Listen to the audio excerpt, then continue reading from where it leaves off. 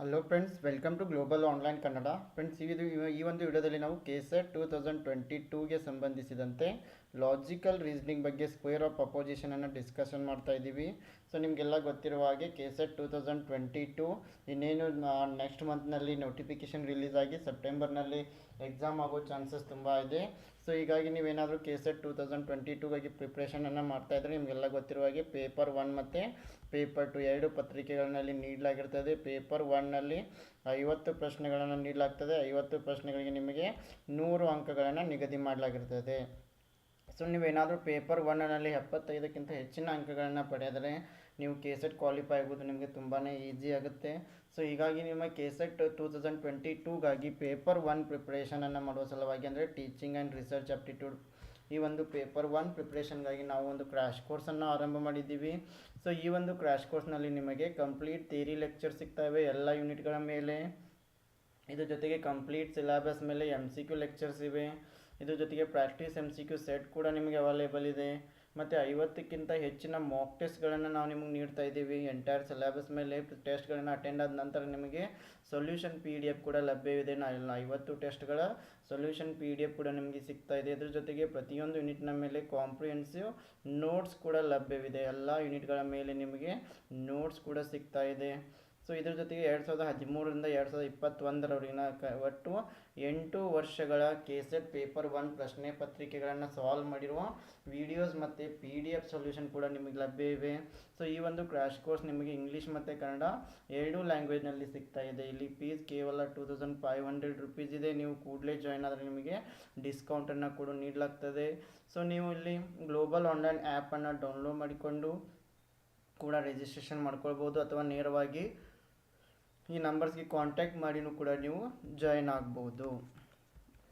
So ಅದೇ ರೀತಿ ನೀವು ಈ ಗ್ಲೋಬಲ್ ಆನ್ಲೈನ್ ಆ್ಯಪನ್ನು ಡೌನ್ಲೋಡ್ ಮಾಡಿಕೊಂಡು ಅಲ್ಲಿ ನೀವು ಕರ್ನಾಟಕ ಸೆಟ್ ಪೇಪರ್ 1 ಅಂತ ಸರ್ಚ್ ಮಾಡಿದರೆ ಈ ಒಂದು ಕೋರ್ಸ್ ನಿಮಗೆ ಲಭ್ಯವಾಗ್ತಾ ಇದೆ. ನಮ್ಮ ಎಲ್ಲ ಥಿಯರಿ ಲೆಕ್ಚರ್ಸ್ ಆಗಿರ್ಬೋದು, MCQ ಲೆಕ್ಚರ್ಸ್ ಆಗಿರ್ಬೋದು, ಮಾಕ್ ಟೆಸ್ಟ್ಗಳಾಗಿರ್ಬೋದು, PYQs ಆಗಿರ್ಬೋದು, ಪ್ರಾಕ್ಟೀಸ್ MCQ ಸೆಟ್ ಆಗಿರ್ಬೋದು, ನೋಟ್ಸ್ ಆಗಿರ್ಬೋದು, ಎಲ್ಲವನ್ನು ಕೂಡ ನೀವು ಈ ಒಂದೇ ಆ್ಯಪ್ನಲ್ಲಿ ಆಕ್ಸೆಸ್ ಮಾಡಬಹುದು.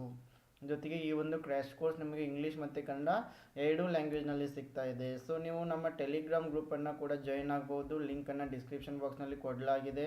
ಅಥವಾ ನೀವು ಟೆಲಿಗ್ರಾಮ್ನಲ್ಲಿ ಗ್ಲೋಬಲ್ ಆನ್ಲೈನ್ ಕನ್ನಡ ಅಂತ ಸರ್ಚ್ ಮಾಡಿದರೆ ನಿಮಗೆ ನಮ್ಮ ಚಾನಲ್ ಸಿಗ್ತಾ ಇದೆ. ಡೈಲಿ ಇದರಲ್ಲಿ ಅಪ್ಡೇಟ್ಸನ್ನು ನಾವು ನೀಡ್ತಾ ಇರ್ತೀವಿ.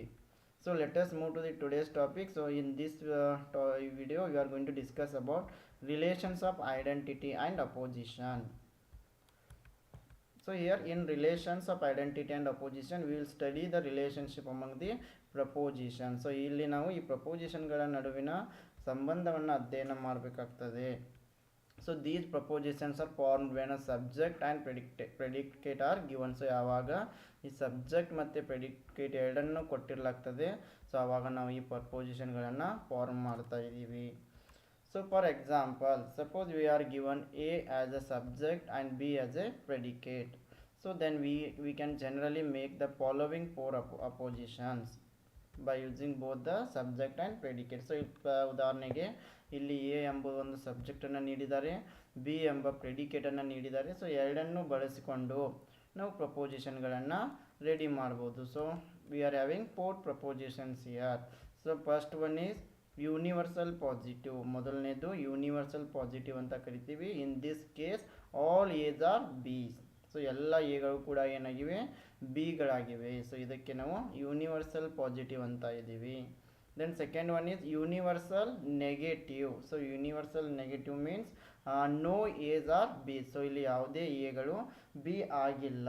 ಸೊ ಇದಕ್ಕೆ ನಾವು ಯೂನಿವರ್ಸಲ್ ನೆಗೆಟಿವ್ ಅಂತ ಕರಿತಾ ಇದ್ದೀವಿ. Then the third one is particular positive ಅಂತಂದರೆ ಸಮ್ ಏಸ್ ಆರ್ ಬಿ. ಕೆಲವು ಎಗಳು ಮಾತ್ರ ಬಿಗಳಾಗಿವೆ. ಸೊ ಇದಕ್ಕೇನಂತ ಇದ್ದೀವಿ ನಾವು particular positive. Then the fourth one is particular negative. Some A's are not B's ಅಂದರೆ ಕೆಲವು ಎಗಳು ಬಿಗಳಾಗಿಲ್ಲ. So these are 4 propositions you must remember. So ಈ 4 ಪ್ರಪೋಸಿಷನ್ಗಳು ನಮಗೆ ಗೊತ್ತಿರಬೇಕು. So let us move to the square of opposition. So ಇದಕ್ಕೆ AEIO rule ಅಂತಲೂ ಕೂಡ ನಾವು ಕರಿತಾ ಇದ್ದೀವಿ. So A I O rule of syllogism ಅಂತ ಇದಕ್ಕೆ ಕರಿತಾ ಇದ್ದೀವಿ. ಸೊ ಇದ್ರ ಮೇಲೆ ಒಂದು ಪ್ರಶ್ನೆ ನಿಮಗೆ ಕಂಪಲ್ಸರಿ ಇದ್ದೇ ಇರುತ್ತೆ, ತುಂಬ ಇಂಪಾರ್ಟೆಂಟ್ ಆಗಿದೆ. So it is a chart that was introduced within classical logic to represent the logical relationship existing between the various propositions. So ಇದು ಏನು ಮಾಡ್ತಾ ಇದೆ, ಹಲವಾರು ಪ್ರಪೋಸಿಷನ್ಗಳ ನಡುವೆ ಇರುವ ಲಾಜಿಕಲ್ ರಿಲೇಷನ್ಶಿಪ್ಪನ್ನು ನಮಗೆ ನೀಡ್ತಾ ಇದೆ. ಸೊ ಇಲ್ಲಿ ನಾವು ಈ ಒಂದು ಡಯಾಗ್ರಾಮನ್ನು ನೆನಪಿಟ್ಟರೆ ನಾವು ಸರಿಯಾಗಿ ಇಲ್ಲಿ ಪ್ರಶ್ನೆಗಳನ್ನು ಸಾಲ್ವ್ ಮಾಡ್ಬೋದು. ಇಲ್ಲಿ ನಾವು 4 ರಿಲೇಷನ್ಸ್ಗಳನ್ನು ಡೆವಲಪ್ ಮಾಡ್ಬೋದು. So the first relation is contradictory. So ಇಲ್ಲಿ ಎ ಅಂತ ಬರಿತೀವಿ, ಇಲ್ಲಿ ಇ ಅಂತ ಬರಿತೀವಿ, ಇಲ್ಲಿ ಐ, ಇಲ್ಲಿ ಓ. ಸೊ ಇಲ್ಲಿ ಎ ಅಂದರೆ ಆಲ್ ಅಂತ ಅರ್ಥ, ಇ ಅಂತಂದರೆ ನೋ ಅಂತ ಅರ್ಥ, ಐ ಅಂತಂದರೆ ಸಮ್ ಅಂತ ಅರ್ಥ, ಓ ಅಂತಂದರೆ ಸಮ್ ನಾಟ್. ಸೊ ಇಲ್ಲಿ ಮೊದಲನೇ ರಿಲೇಷನ್ ಬಂದುಬಿಟ್ಟು ಕಾಂಟ್ರಾಡಿಕ್ಟರಿ ರಿಲೇಷನ್ಸ್. ಕಾಂಟ್ರಾಡಿಕ್ಟರಿ ರಿಲೇಷನ್ ಅಂತಂದರೆ ಇದು ಎ ಮತ್ತು ಓ ನಡುವೆ ಕಾಂಟ್ರಾಡಿಕ್ಟರಿ ರಿಲೇಷನ್ ಇರ್ತದೆ. ಅದೇ ರೀತಿ ಇ ಮತ್ತು ಐ ನಡುವೆ ಕಾಂಟ್ರಾಡಿಕ್ಟರಿ ರಿಲೇಷನ್ ಇರ್ತದೆ. So we can find contradictory relationship between A and O and E and E.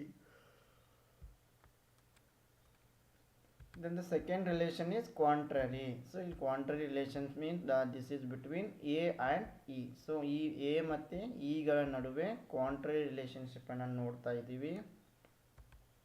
So ಅದೇ ರೀತಿ ಸಬ್ ಆಲ್ಟರ್ನ್. ಸೊ ಸಬ್ ಆಲ್ಟರ್ ರಿಲೇಷನ್ ಎಲ್ಲಿ ನೋಡ್ತಾ ಇದ್ದೀವಿ ನಾವು, A ಆ್ಯಂಡ್ I ಮತ್ತು E ಆ್ಯಂಡ್ O ನಡುವೆ ಸಬ್ ಆಲ್ಟರ್ ರಿಲೇಷನ್ಸನ್ನು ನೋಡ್ತಾ ಇದ್ದೀವಿ. ದೆನ್ ಸಬ್ ಕಾಂಟ್ರರಿ ರಿಲೇಷನ್ಶಿಪ್ಪನ್ನು ನಾವು ಈ ಐ ಮತ್ತು ಓ ನಡುವೆ ನೋಡ್ತಾ ಇದ್ದೀವಿ. So in this way you must remember all these 4 relations. So let us study in detail about these 4 relationships. So here the first one is contradictories. These contradictory statements are A and O. So A and O are contradictory and E and I are contradictory. Yes, you must remember it. A and O are contradictory and E and I are contradictory. So ಇಲ್ಲಿ A ಮತ್ತು O ನಡುವೆ contradictory relationship ಇದೆ. ಅದೇ ರೀತಿ E ಮತ್ತು I ನಡುವೆ contradictory relationship ಇದೆ. So ಇದರ ಅರ್ಥ contradictory relationship means here A and O both cannot be true or false together. Yes, A and O or E and E both cannot be true or false together. It means if one is true, other is false. It means that if A is true, then O must be false, or if O is true, then A is false. So ಅಂದರೆ ಇಲ್ಲಿ A ಸರಿಯಾಗಿದ್ದರೆ O ತಪ್ಪಾಗಿರುತ್ತದೆ, O ಸರಿಯಾಗಿದ್ದರೆ A ತಪ್ಪಾಗಿರುತ್ತದೆ. ಎರಡರ ನಡುವೆ ವಿರುದ್ಧ relation ಇರ್ತದೆ. Similarly, E and I cannot be true or false together. If E is true, I is false. If I is true, E is false. So this is about contradictory relation. So the next one is contrary relation. So here contrary means, so contrary statements are A and E. So between A and E are contrary relations. And remember, contrary means both A and E cannot be true together. Yes, both A and E cannot be true together. A ಮತ್ತು E ಎರಡು ಒಂದೇ ಸಾರಿ ಸರಿಯಾಗಿರಲ್ಲ, but can be false together. So A and E cannot be true together, but both can be false together. So the next relation is subaltern. Subaltern relation is subaltern statements are A and I and E and O. So E and I and E and O are subaltern relation, and these statements are truth downward but false upward. Yes, yes, these statements A and I, E and O are truth downward but false upward. So ಅಂತಂದರೆ A is true, then I is true. So if A is true, then I is also true. A ಸರಿಯಾಗಿದ್ದರೆ I ಕೂಡ ಸರಿಯಾಗಿರುತ್ತೆ. If I is true, then A is false. Yes, if I is true, A is false here. It means uh, the statements are truth from downward, truth to downward, but false for upward. So in the same way, if E is true, O is also true. Yes, if E is true, O is also true.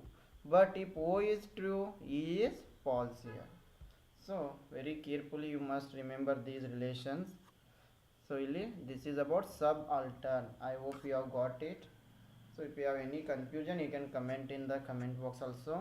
So this is about subaltern relation. Subaltern statements are A and I and E and O.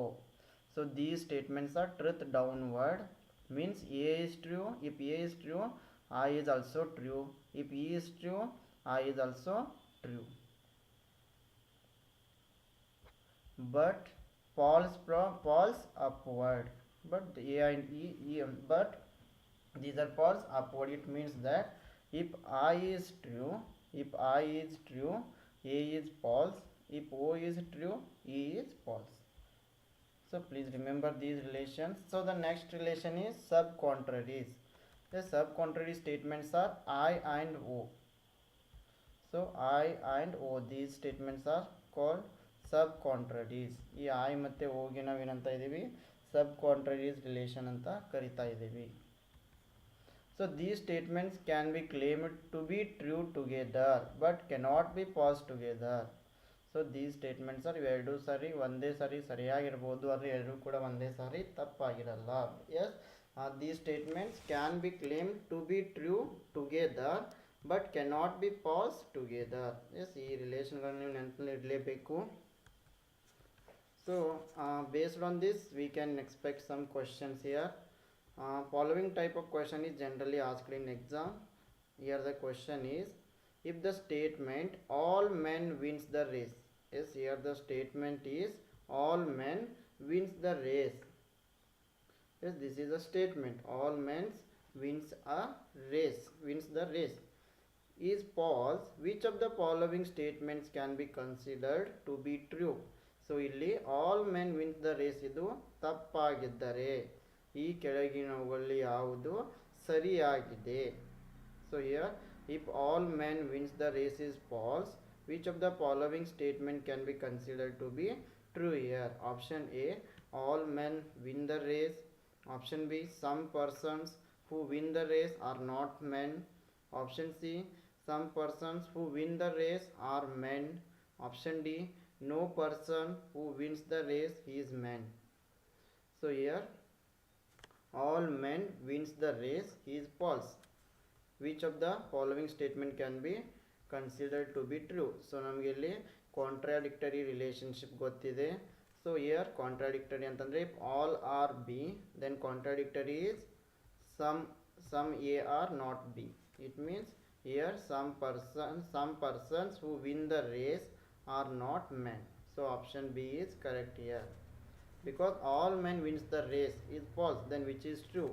Means contradictory relation. So here for all contradictory relation is some not.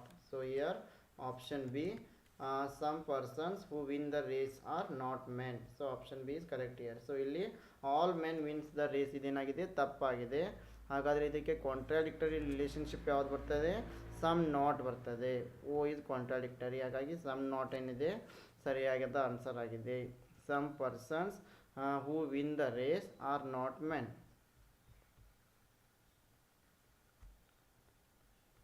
Yes, all men wins the race is false. It is an A statement. So ಇದು A statement ಆಗಿದೆ. According to contradictories, A and O are opposite. So contradictories relationship ಪ್ರಕಾರ A ಮತ್ತು O opposite ಆಗಿವೆ. Therefore the right answer is some persons who win the race are not men.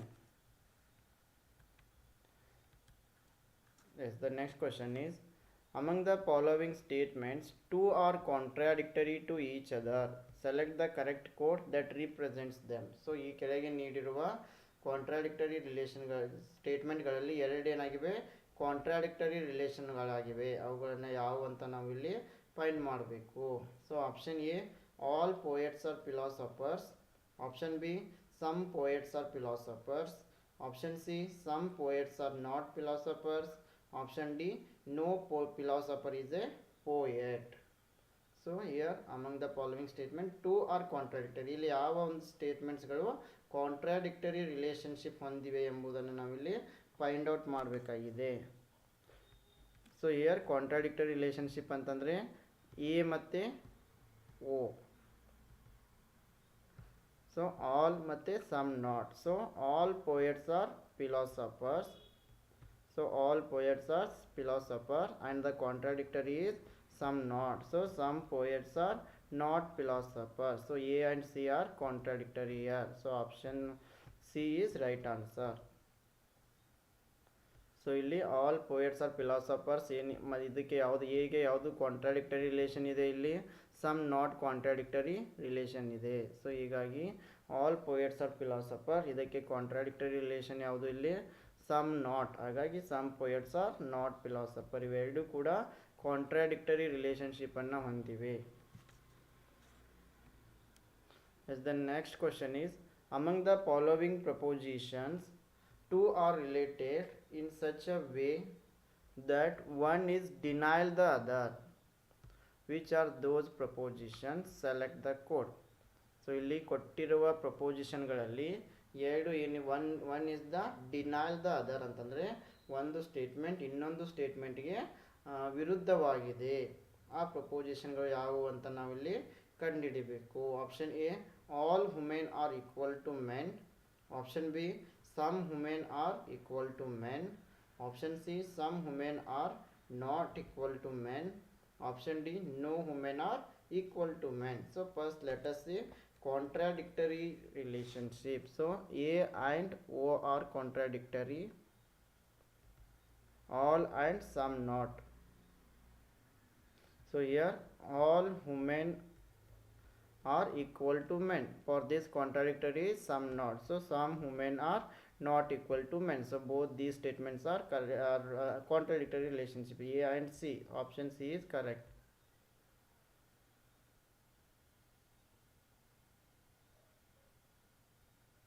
And also E and I are also contradictory. No and some. No and some also. B and D also contradictory, but B and D is not there in the option. So ಇಲ್ಲಿ all ಮತ್ತೆ some not ಗೆ contradictory relationship ಇದೆ, ಎರಡು ವಿರುದ್ಧವಾಗಿವೆ. So ಹೀಗಾಗಿ all women are equal to men, ಇದಕ್ಕೆ ವಿರುದ್ಧವಾದದ್ದು ಯಾವುದು? some women are not equal to men. So ಇಲ್ಲಿ A ಮತ್ತು C ಎರಡು ಕೂಡ contradictory relationship ಅನ್ನು ಹೊಂದಿವೆ. Yes, the next question is, among the following there are two statements which can't be true together but can be false together. Select the code that represents them. Option A, all bats are mammals. Option B, some bats are mammals. Option C, some bats are not mammals. Option D, no bats are mammals. Yes, here which cannot be true together. Yes, but can be false together. Yes, both cannot be true together. Both cannot be true together, but can be false together. Means here the relation is contrary relationship. So ಇಲ್ಲಿ both cannot be true together, but can be false together. ಅಂದರೆ ಇದು ಯಾವ relation ಬರ್ತಾ ಇದೆ? ಇಲ್ಲಿ contrary relationship ಬರ್ತಾ ಇದೆ. So contrary relationship ಅಂತಂತಂದರೆ ಇಲ್ಲಿ ಕಾಂಟ್ರರಿ ಎ ಮತ್ತು ಇ ನಡುವೆ ಕಾಂಟ್ರರಿ ರಿಲೇಷನ್ಶಿಪ್ ಇದೆ. ಆಲ್ ಮತ್ತು no. So all bats are mammals and no bats are mammals. ಈ ಸ್ಟೇಟ್ಮೆಂಟ್ಗಳ ನಡುವೆ ಇಲ್ಲಿ ಕಾಂಟ್ರರಿ ರಿಲೇಷನ್ಶಿಪ್ ಇದೆ. ಸೊ ಇಲ್ಲಿ option C 1 and 4. So option C is correct answer.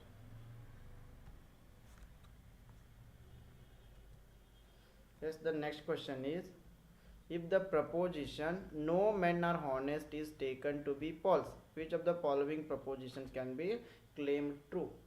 So just now you have solved question on this. ಇವಾಗ ತಾನೇ ಈ ಒಂದು ಪ್ರಶ್ನೆ ಮೇಲೆ ನಾವು ಸಾಲ್ವ್ ಮಾಡಿದ್ದೀವಿ. ಸೊ ಇಲ್ಲಿ ನೋ ಮೆನ್ ಆರ್ ಹಾನೆಸ್ಟ್ ಇದೇನಿದೆ ತಪ್ಪಾಗಿದೆ. ಹಾಗಾದರೆ ಇದಕ್ಕೆ ಸರಿಯಾದ ಸ್ಟೇಟ್ಮೆಂಟ್ ಯಾವುದು? No men are honest. ಇದಕ್ಕೆ ಸರಿಯಾದ ಇದು ತಪ್ಪಾದರೆ ಇದಕ್ಕೆ ಸರಿಯಾದ ಸ್ಟೇಟ್ಮೆಂಟ್ ಯಾವುದು? First one, option 1, some men are not honest. Statement 2, no honest person is man. Statement 3, all men are honest. Statement 4, some men are honest. So ಇಲ್ಲಿ no men are honest ಅಂತ ಇದೆ. So no men are honest ಅಂತಂದರೆ ಈ relation ಈ ಇದೆ, ಇದಕ್ಕೆ opposite ಯಾವುದು? Some A are B ಅಂದರೆ some men are honest. So option 4 ಏನಿದೆ ಇಲ್ಲಿ ಸರಿಯಾಗಿದೆ. ಸೊ ಯಾಕಂದರೆ ಇಲ್ಲಿ ನೋ ಮೆನ್ ಆರ್ ಹಾನೆಸ್ಟ್ ಅಂತಂದರೆ ಈ ಬರ್ತಾ ಇದೆ, ನೋ ಅಂತಂದರೆ ಇದಕ್ಕೆ ವಿರುದ್ಧವಾದದ್ದು ಯಾವುದಿದೆ ಇಲ್ಲಿ? Some men are honest. So option 4 ಏನಾಗಿದೆ ಇಲ್ಲಿ ಒಂದು ಸರಿಯಾದ ಉತ್ತರ ಆಗಿದೆ.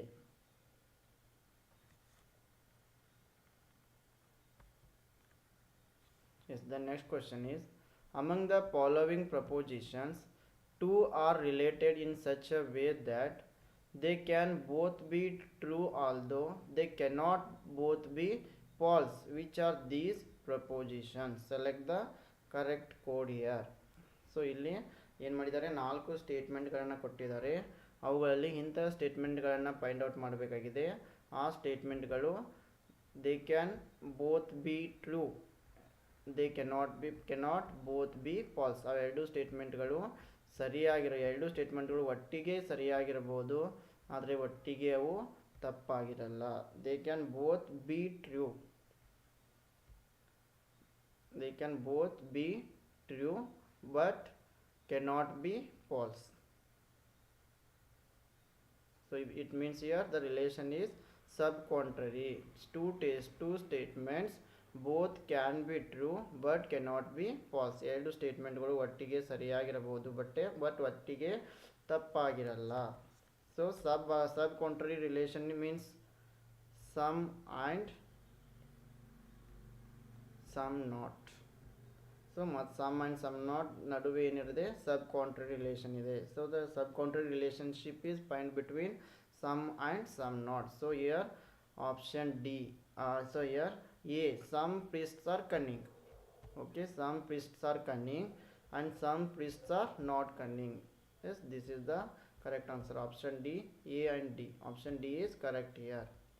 Because A and D, some priests are cunning and some priests are not cunning. Both statement can be true but they both cannot be false. So the next question is, standard form categorical propositions with the same subject and predicate are related in such a manner that if one is undetermined the other must be undetermined. What is the relation? So it is the relation of subaltern. Both can be true and both can be false. ಎರಡು ಒಟ್ಟಿಗೆ ಸರಿಯಾಗಿರಬಹುದು, ಎರಡು ಒಟ್ಟಿಗೆ ತಪ್ಪಾಗಿರಬಹುದು. So standard for category is the same subject and predicate are related in such a manner that if one is undetermined the other must be undetermined. ಇದರ ಅರ್ಥ ಒಂದು ಸರಿಯಾಗಿದೆ, ಇನ್ನೊಂದು ಕೂಡ ಸರಿಯಾಗಿರುತ್ತೆ. ಮೊದಲನೇ ಸ್ಟೇಟ್ಮೆಂಟ್ ತಪ್ಪಾಗಿದೆ, ಇನ್ನೊಂದು ಕೂಡ ತಪ್ಪಾಗಿರುತ್ತೆ. ಸೊ ಇಲ್ಲಿ ಆಪ್ಷನ್ ಡಿ ಏನಾಗಿದೆ? ಸಬ್ ಆಲ್ಟರ್ನ್ ಏನಾಗಿದೆ? ಇದು ಸರಿಯಾದ ಉತ್ತರ ಆಗಿದೆ. So the next question is, among the following propositions, two are related in such a way that they cannot both be true but can be false.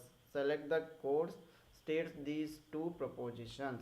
So ಇಲ್ಲಿ 4 ಪ್ರಪೋಸಿಷನ್ಗಳನ್ನು ಕೊಟ್ಟಿದ್ದಾರೆ. ಅವುಗಳಲ್ಲಿ ಇಂಥ ಪ್ರಪೋಸಿಷನ್ಗಳನ್ನು ಫೈಂಡ್ ಮಾಡಬೇಕಾಗಿದೆ. They cannot both be true, ಅವೆರಡೂ ಕೂಡ ಒಟ್ಟಿಗೆ ಸರಿಯಾಗಿರೋಕ್ಕೆ ಸಾಧ್ಯ ಇಲ್ಲ. But can be false, but ಅವು ಎರಡು ಒಟ್ಟಿಗೆ ತಪ್ಪಾಗಿರಬಹುದು. So the two statements they cannot both be true but can be false.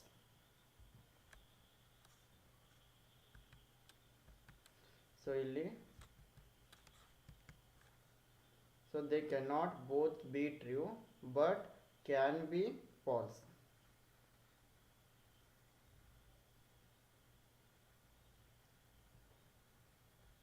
ಅಂದರೆ ಆಲ್ ಮತ್ತು